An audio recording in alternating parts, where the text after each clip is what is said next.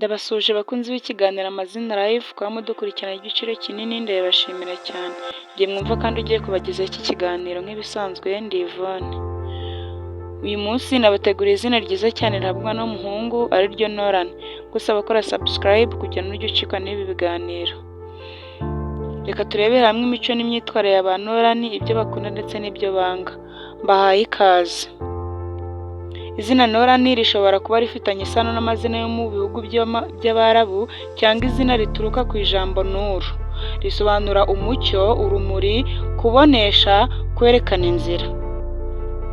Nolan kandi bisobanura ufite urumuri, ugaragaza icyerekezo, ugaragaza ubwiza bwo mu mutima, kandi ni izina rihabwa abantu bakunze kumurikira abandi, gutanga inama no kuba bizerwa. Izina Nolan riranga umuntu urangwa no kuzana amahoro, umudendezo n'icyizere. Umuntu witwa Nolan aba nk'itara ribonesha abandi. Afasha abandi kubona aho berekeza mu bitekerezo cyangwa mu mibereho. Akunze gufasha kuzirikana abandi no kwitanga. Imico y'abitwa ba Nolan. Ba Nolan bakunda amahoro, umucyo mu bitekerezo, atekereza kure, agira ubwitonzi, umugabo w'ukuri, afite urukundo rwo gufasha abandi, umukozi udacika intege, afite imbaraga zo gusobanukirwa ibintu vuba, yumva abandi, kuba afite impano y'ubuyobozi ndetse n'ubwitonzi bumuranga aho ari hose. Ingeso mbi ashobora kugira. Nolan akunze kuba yihishahisha, akababara wenyine, kuba akunda gutekereza cyane kurusha gukora.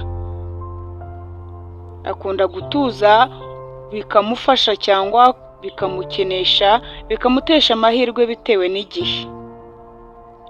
Reka turebere hamwe noneho ibyo ba Nolan bakunda. Ba Nolan bakunda amahoro n'ituze, abantu b'inyangamugayo, ubufatanye n'ubuntu, ubuntu busobanutse neza budafite urujijo, kugira isuku no gutunganya neza ibintu. Ibyo ba Nolan banga ibyatuma babaho nabi, bakaba mu makimbirane, abantu bavugisha amagambo menshi badafite ukuri. Banga ubwiyemezi budafite ishingiro, banga ibishimisha cyangwa bitunguranye bitateguwe. Abantu bagambanira abandi n'abatagira amahoro mu buzima bwabo. Mu magambo yimbitse, izina Nolan rivuga umuntu ufite urumuri, ugaragaza icyerekezo, akunda amahoro kandi afite umutima mwiza wo gufasha. Ni izina ry'abantu bafite imico y'ubutwari, ubwitonzi, urukundo n'ubuyobozi bw'amahoro.